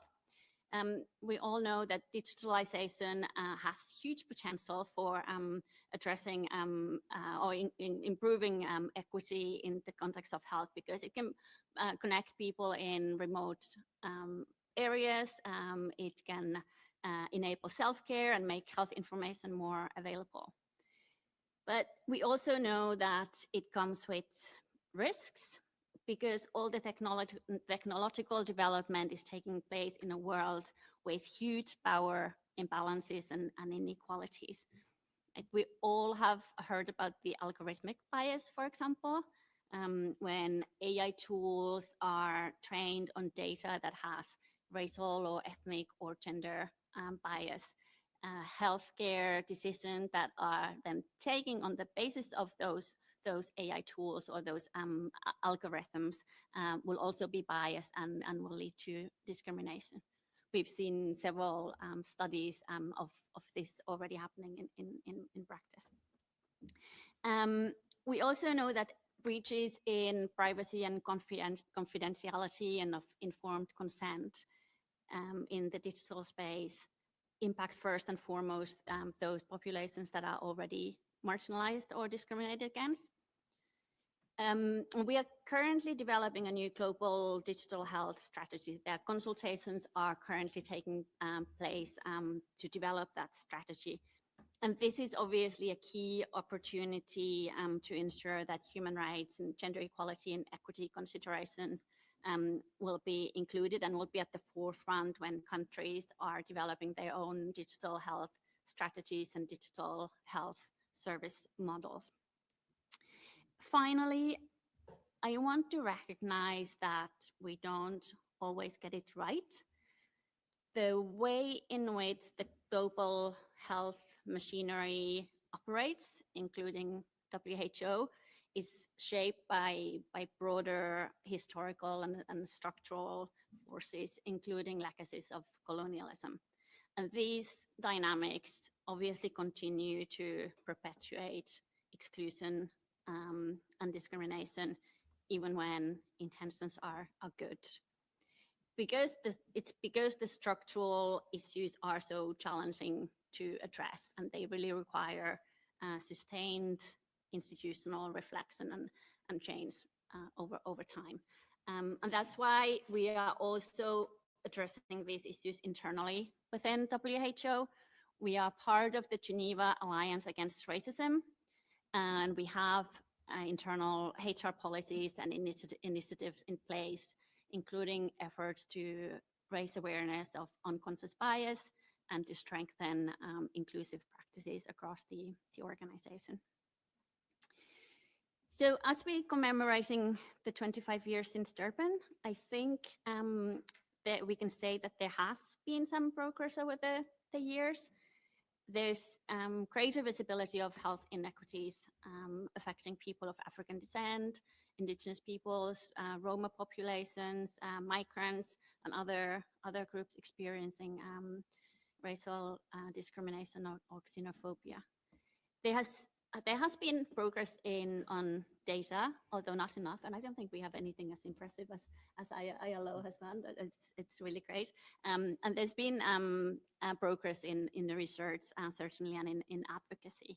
And there's also the greater recognition that health systems themselves can perpetuate inequalities. And I'd say that the language of equity and social determinants is now very much part of the global health discourse. The language of human rights, perhaps a little less, but I hope we'll get there. Although I think right now it often seems that we are going backwards rather than forward. And I don't think we have really reason to celebrate either. It is clear that we have not achieved enough, and racism continues to be a fundamental cause of poor health outcomes for those who experience discrimination on the basis of race or ethnicity. And there's definitely a need for us to focus especially on the structural racism in our policies and practices and social norms, and the unconscious bias that is impacting the quality of care and is now also shaping how the digital health technologies are being developed and rolled out. And we definitely need to also do more to tackle the intersections of racism with economic inequality, gender inequality, discrimination based on disability, gender identity, sexual orientation, and other forms of discrimination, like others have already also noted. And we need to pay more attention to how racism continues to influence which health issues receive attention, how resources are allocated, and who participates in health decision making. And also we still need to pay attention whose autonomy and dignity are respected in healthcare. But let me finish with a little personal reflection. When I was young or younger, I still am. I thought that my generation would change the world for the better because we believed in equality and justice. I now have teenage children, and they are asking, how is it possible that there's still racism or gender inequality or xenophobia, homophobia in the world today? And I think that's the question that we all should be asking ourselves. Why in these 25 years have we not achieved more? And what can we do now? Like, how can we get to that transformation that the chair mentioned and my ILO colleagues mentioned, so that when the children and teenagers of today are grown up, they don't need to be asking the same question. Thank you very much. Thank you so much, Ms. Nikayen, for sharing about your work with WHO, and also for even leaving us with more questions, but also, helping us to understand, where things are in terms of health, and health being determinant. The migration is a determinant of health, and issues of racism and discrimination also can determine. You mentioned it, and you actually highlighted it very well in your presentation. So thank you for that, and we'll be coming back to you when we come to questions. Our next speaker, and also who is the final speaker, is Ms. Desiree Bella Lobede. She's a writer and a speaker and a member of the UNESCO Writers Against Racism group, dedicated to anti-racism education from an Afro-centered perspective. She has been a columnist for Publisher, writing on anti-racism, and frequently participate in related panels and debates. She's also a contributor to the radio program Foste Premier. Ms. Bera is the author of several books, including Sema Majua Negla. I will not pronounce it very well. Don't worry. Ponte, she's actually an author of several books. She has also co-authored various work and written forward for others such as Lenny Edo, Chimamanda Ngozi. She has delivered training on diversity, equality, and inclusion, and intercultural competencies for institutions, including Amnesty International, Oxfam, and Barcelona City Council. She has also been invited to speak at the European Central Bank, the National Assembly of Ecuador, and universities such as Princeton University, New York University, Ohio University, and Cheikh Anta Diop University. In addition, she has founded the Laboratorio de Construction, an online community dedicated to anti-racism learning. Ms. Bera, you have the floor. Thank you. Thank you, Chair.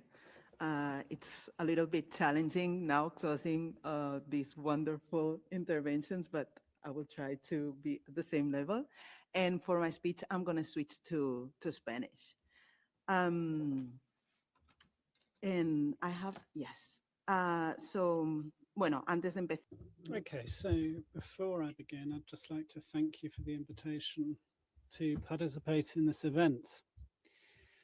I want to come with an offering which is going to be very rooted after everything we've heard on the international level. I want to root this in the Spanish context where I work, and I want to look at something that is far more contextualized in a particular area, so Spain, which is where I basically carry out almost all of my trainings. I want to begin by raising a key issue, which I think is important as we try and understand why 25 years after Durban, we're still confronting the same challenges when it comes to anti-racist education. My aim here is to explain why I think anti-racist education is failing as it's being proposed at the moment, at least in the Spanish context, which, as I say, is the one I'm most familiar with. So I'm here to talk from my perspective as a woman of African descent, dedicated to dissemination of anti-racist education with a background of almost 15 years now, from a practical point of view, very rooted in the daily work that I've been doing. As I see it, anti-racist education is failing on two fronts simultaneously. The first of those fronts is that it's not reaching people that don't look for it. It often reaches people who seek it actively, people who decide they're interested to carry out some kind of voluntary training. And the problem here is that anti-racist education isn't reaching the ears of people who don't want actively to learn or seek this kind of information or education because they don't think it's important, or because they think they're not racist because they're good people, or because they have a Chinese adopted daughter, or for any other reason which basically has nothing to do with it. The second front it's failing on is that when the education happens, it isn't transformative. And we've been hearing about the importance of transformation. And I think this is most critical. When this education hits home, obviously, first of all, it's because somebody's seeking it. But when they do seek it, it operates in a very abstract level, which changes very little in daily lives. And I think what we're looking at now really is an education which is being imparted on a very academic level with very complex terminology, with theoretical concepts and bibliographies. And when people finish a session like that, they go back to their lives without knowing how to apply those issues or what they've learned, really. And so that means that we find ourselves with people that understand systemic racism theoretically, but then they don't know how to question that in a practical way. And they don't know what to do when somebody says or does something racist when they're having a coffee or having breakfast with their family or they're at a work meeting. And so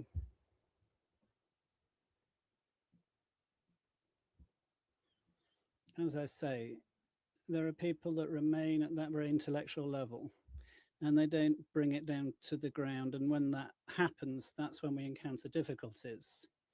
So the structural problem that we see underlying this in both spheres is that while anti-racist education is voluntary, the system won't change, because if it's not mandatory, it only reaches people who are already convinced. You're only preaching to the choir, and while you're preaching to the choir, it means the system is going to just carry on operating as it always did. People who believe in anti-racism are all the more convinced, and those who don't never change their minds.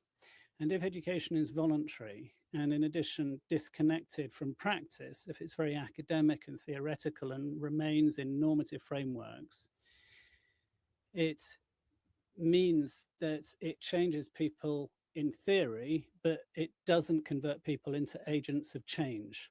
They believe something may be different in their heads, but on the day-to-day basis, they don't know what to do about that. And unfortunately, voluntary principles don't generate the paradigm shifts we need to see. And 25 years after Durban, that's what we're seeing in the majority of context: anti-racist education as information and not as infrastructure, as an option, in fact. And if you look at diversity and equity policies, you'll see that racism has actually not been rooted in that as a mandatory option. We've looked and seen gender and LGBTIQ plus curricula, at least in Spain, being made mandatory, but anti-racist education remains as something that isn't compulsory and it doesn't reach everybody. And that's the structural problem we have to resolve. As has been done with the gender perspective, which is now compulsory in many enterprises, in many schools, and so on and so forth.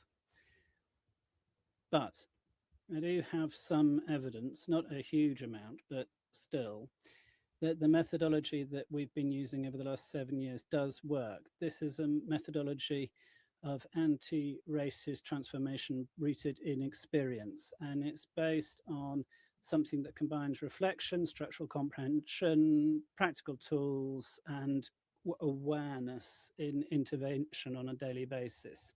And I put that into practice in 3 different ways. First of all, and the most important as I see it, is my membership in 2019 on the basis of a mentorship program for female entrepreneurs. I set up an online space where I shared my understanding, or begun to do that. And over the years, that membership has led to a training universe online. And in addition to that membership, we have other opportunities around that. We have workshops, we have downloadable resources, we have free webinars. All of this revolves around the membership, the epicenter, because I think anti-racist education must be continuous, and a one-off workshop isn't sufficient, and downloading a resource isn't sufficient, of course. And that is connected around 4 monthly spaces and 1 trimestral space. So we have a reading club, we have a masterclass. What we do with the masterclasses is we bring in other experts to those sessions. They're always people of African descent or Africans, and they bring in an anti-racist and anti-colonial or decolonizing perspective. We also have a session that is based on reflective writing exercises and a dialogue space which operates as a community learning space. And then the trimestral space has a therapist who comes in. It's a decolonizing perspective. We have meditation and rooting exercises because she, as I do, believe that that background, mental health, is very important to sustain anti-racist practice on a day-to-day basis. The sessions focusing on dialogue and reflection are extremely appreciated by people who attend because they offer a space to people to develop their thinking. They know they can express themselves without fear of being punished or retaliated against because they make a mistake, because I think there's a lot of people, above all white people, that want to learn, but they are very afraid of offending or putting a foot wrong or making a mistake when they speak. And so having a space where they can talk openly about their doubts and their contradictions, and they can be corrected in a constructive way, not punitive way, that's very, very useful. And so we've had 552 people that have gone through the system of various ethnic backgrounds, although it's correct and true to say that the majority of the people going through are white. And I also, not only I'm talking about the membership, I'm talking about obviously beyond that, impacting several thousand people beyond it. We've got 111 people that have signed up at the moment. They've invested in the training, they're participating and transforming themselves. And what they go out to do is transform their spaces they work in, but because of course there is a wave process here that goes out from the middle, and this happens most importantly in the spaces which people go into and spend most time in. So they have taken a proactive decision, obviously, to learn anti-racist education, and they go out then and pass on the message. And often what they tell us is that nobody knew how to explain these issues, and that crosses different institutions, including in universities and so on and so forth. But we've learnt three things from this process. When anti-racism is taught from an accessibility point of view without academic obstacles, people do want it, they do come in and seek it. People that follow me on the networks see that what I explain is very accessible and they decide to come and learn. Secondly, that the combination of master classes to deal with concepts and understand theory, added to the more reflective community learning sessions, works very well. It's not sufficient just to have theory.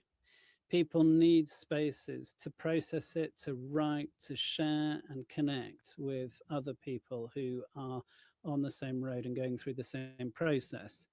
And thirdly, this transforms people. So 552 people have gone through the membership, and they have had a knock-on communication effect with others, and a number of people who have been members come back to recommend other people that they've connected with, because once you've transformed it, you can pass that recommendation on. The second avenue that we focus on is radio, because obviously the membership only comes in when people seek me out and they see my marketing and so on and so forth. So they must know I exist. But with the radio, which gave me the opportunity to participate in this program presented by Mark Giro, who's one of the most recognized Spanish presenters, most famous at the moment in the Spanish cultural panorama. He has a daily program that goes out on Catalan radio. And since 2021, September of that year, I have a weekly slot, and that offers me a space to get my message out to people that don't know me, and they weren't seeking me out actively. They're people who simply tune in, and while they're doing other things, they listen to the program and they learn. The program currently has a listenership of 171,000 daily. My section lasts 10 to 12 minutes a week. And these are brief and accessible slots, very rooted in daily life. So what we discussed, for example, and it's a way of inserting into a very mainstream program all of these issues connected to anti-racism in a cultural program which, despite the fact that it's mainstream, has a clear political position, which is anti-racist, anti-fascist. And I think it's very advantageous from that point of view, because it is an area where people are going out of work, they're cooking their dinner, whatever they're doing at home, and they're able to listen to that content. Now, I've been doing that for 5 seasons, and it's demonstrated a number of things. It demonstrates that anti-racism can leave the academic setting, and it has to do so. It can't just be and it doesn't have to be intellectual and complicated. It can be conversational and accessible. Also, people who aren't seeking it out do connect naturally. Many of them, after hearing me on the radio, they come and seek me on the networks and they follow me for a season, and sometimes they take my training programs. And thirdly, anti-racism can be in a mainstream radio program but not lose its rigor. It's not popularization and a loss of profundity and seriousness, but it is accessible. And the third route is the training activities that I have with the Justice Department of the Government of Catalonia. In 2023, the Centre for Legal Studies and Specialized Training in the Department of Justice in Catalonia contacted me to learn about my work, and they proposed that I set up a 20-hour training program for people working in the department, principally in the prison system. This is offered under a voluntary program, and we have had 68 people trained. We've had 5 training programs, and always there's a waiting list because people are really seeking it out. And people coming, they say they want to learn more about anti-racism, but they also come from curiosity. They know a lot about the issue, they've heard about it, they obviously want to meet me, they hear about it, and that sparks their interest. Now, we have surveys to assess people's satisfaction that we do, and there's a satisfaction rate of 3.35 to 3.92 out of 4. In terms of whether or not the goals have been attained, people think that has happened at a rate of 3.37 to 3.64 out of 4. In terms of the teaching standard, they assess that at 3.57 to 3.97 out of 4. And in terms of the practical applicability of it, we're at 3 to 3.58 out of 4. But the numbers don't tell the complete story. What happens in the training is that we begin by agreeing on a core set of concepts, which is important, and then we have reflective conversations. So when we come into the session and look at anti-racist practices in the workplace, participants begin to question some of their own practices or some of the protocols established in the department that they work in. And it's not me that's directing them to necessarily focus on a particular thing in their lives, rather the personal change they've experienced and been led to through the training has led them to reflect on that. They've reflected on their own biases, they've had uncomfortable conversations with me, myself, and between themselves, and this obviously triggers transformation. So when we tackle labor practice, they're not on the back foot, they're not on the defensive. Many people are being introspective and they are wondering about themselves, whether or not they need to change patterns. What do I need to change in the workplace? Above all, people working in the prisons, where there's obviously a very high number of racialized people. And the result is that people begin to put themselves forwards in their own spheres. They look at social reform policies, they look at the language in it, they wonder whether or not they need to include training because there are proactive biases involved and so forth. So it generates a lot of questions. And what I want to highlight here is that above all, when they conclude the course, what they say in their evaluations is, this should be compulsory. We need to do this on an ongoing basis. This should be rolled out to more people. And I think this is important because these aren't people that are asking for it to be mandatory in the abstract. After experiencing the transformation, they understand that anti-racist education can't be just an option. And that if we want those changes, then it has to be mandatory and not just for people who want to seek out the training for themselves. And so we have a membership that go out and seek others and trigger other people to change. We have the radio, and we have 68 people at the time of speaking in the Department of Justice who, after experiencing the personal change, understand this is something that should be mandatory. And I've currently presented compulsory training proposals for 4-hour trainings, very basic training, to the Department of Social Rights and the Department of Equality and Feminism. And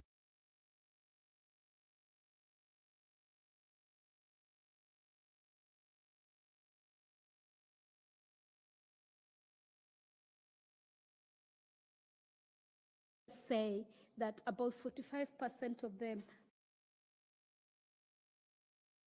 are exploited, and I've seen them firsthand because I'm working a lot with them and living with them.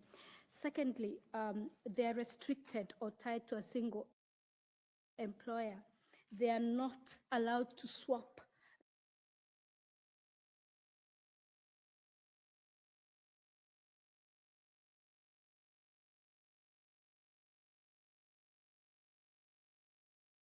seen a change in legislation that have been brought about in order to create a very hostile environment for these migrant workers. A lot of it, as has been said by other speakers, is people are trying to look right to the voters. It's a political game where politicians are trying to say, oh, we know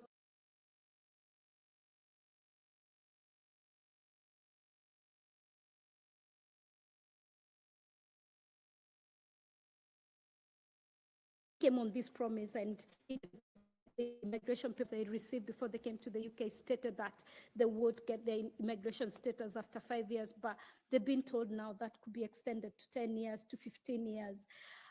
Again, they've been promised they were allowed to bring their families with them. Now they've been told you can't bring their families, and this is not right on human rights scale. Then other policies have been introduced, like the no recourse to public funds rule that make sure that migrant workers are not able to get any public funds, and we do not expect them to get public funds. But there are situations when they fall sick, when they're in situations where they cannot work, they should be able to get that support. On the other hand, with European migrants, after they worked in the UK for 12 weeks, 3 months, they're entitled to get some benefits from the government. That's not the same for the African Asian migrant, which is really unfair. Thank you, So, Wanjiku. Because of time, we are going to move on. Thank you.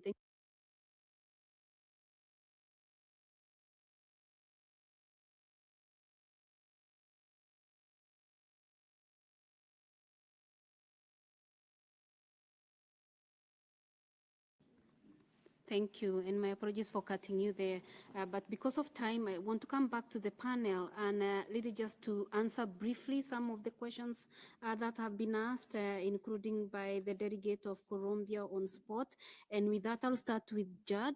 If you can make brief remark and input on the questions that were directed to you. Yeah, I think there were 3 things. So I try to be very brief, which is not enough, but we can, if you have time afterwards, especially World Cup, this is probably not easy to do briefly. So yeah, educational, I mean, as I said,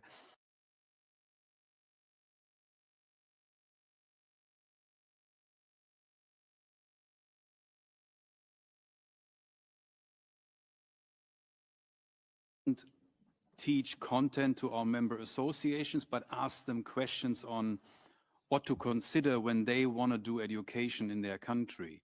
And in a way that the things that you just mentioned get into their focus in a way. And it can be very vague because they would understand then what it means in their context, what we are asking them or what we are trying to bring over. What didactics do you need to take into consideration to do?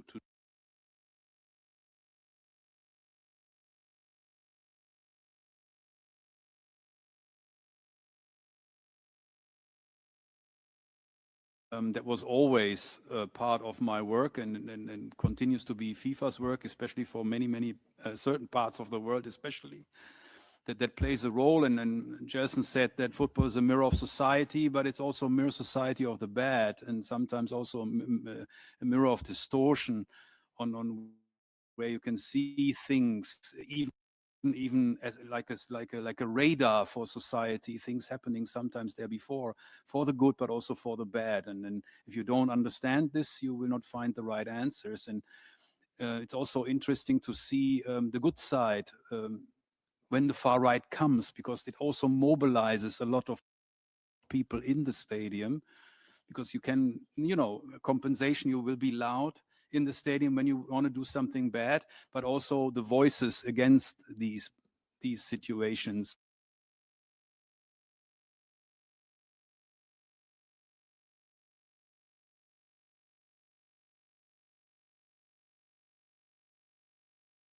Political side, I'm administration, and from the administration side, I think we are ready. There's always things when many people come that things can happen. We have a grievance and a remedy mechanism in place. When we sell tickets, it's like a contract. Especially on match days, of course, people go to all over the countries for 12 months as tourists. 1.5 months is World Cup, right? So we learn also a lot from what happens with tourists that are going for other reasons to our hosting countries and are trying to adapt. In the US, there are organizations in Mexico, in Canada, there are organizations that professionally react to these kind of things. And we try to engage and learn, involving embassies and so on. So from the administration side, we are ready. We could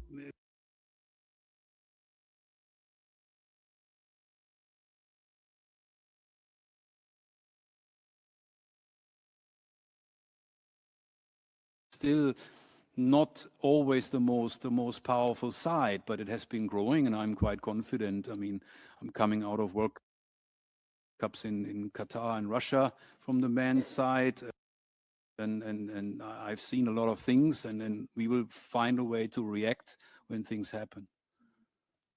Thank you, Ms. Berra. Make final.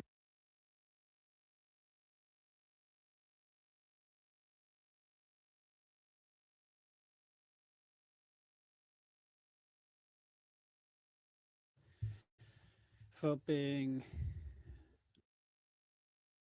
a testimony to the importance of getting anti-racist education out of academia and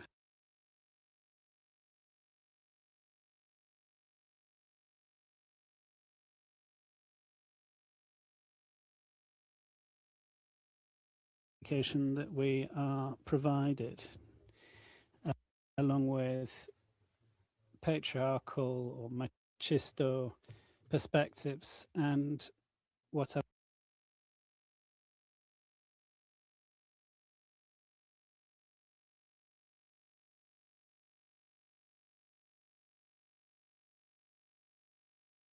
Level to give people tools that are very practical, and I'm as a result changing quite a bit of the content that I offer. People want practical tools, and that's why I'm publishing a guide with certain phrases which might be useful.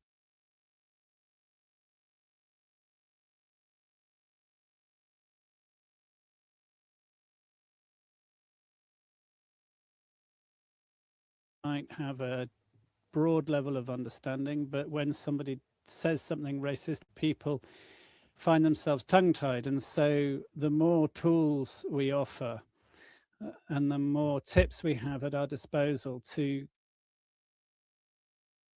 get out of that deadlock and be able to answer, even if it's very brief, the thing that you say, I think that is very useful. Those tools can complement and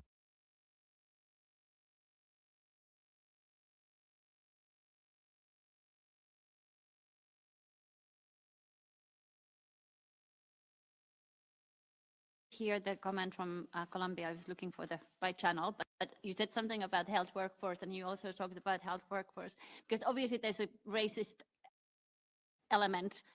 We can look at it from many perspectives. If you look at it globally, there's this brain drain from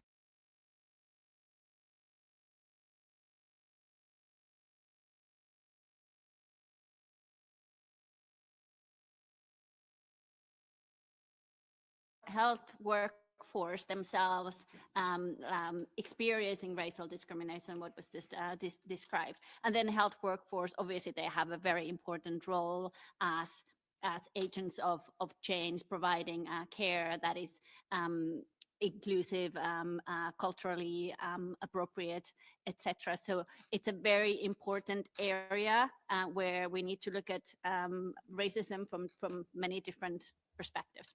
Thank you. Thank you. I'm conscious about our interpreters. Do you want to make the final remark, Martin, please? Yeah. Yes, just to say that, yes, our report has looked at some legislations in the UK. We looked at the public sector, how they have a duty to promote diversity in the public service.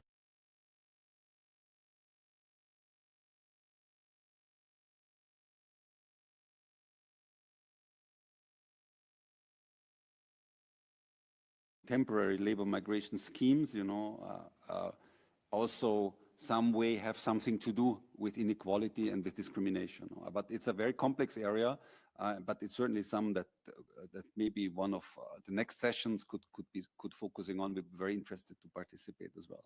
Thank you. Thank you. A huge thank you to all our speakers. And to bring it to conclusion, as the chair of the group of eminent experts on the DDPA, I believe this moment of the 25th anniversary call for a shift in approach from commitment to measurable outcome, from policies to implementation, from consultation to creation with affected communities. We must prioritize data-driven accountability, ensuring that we collect, analyze, and act on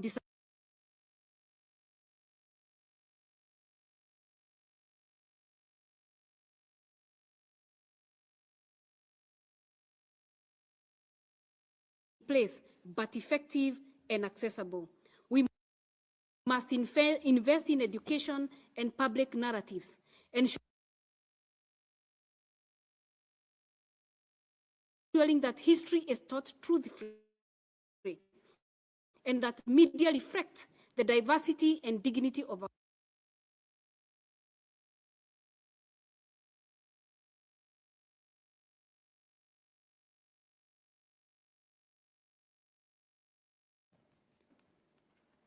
distinguished experts and participants. This brings us to the end of our second public meeting. I wish to thank our distinguished speakers and presenters and all the participants who have contributed to this important deliberation. We will reconvene tomorrow at 10 a.m. for our next thematic discussion titled Addressing Racism in Digital Spaces and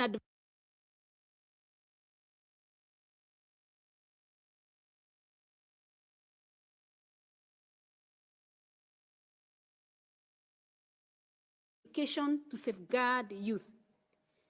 I now hereby close the second public meeting of the 12th session of the group of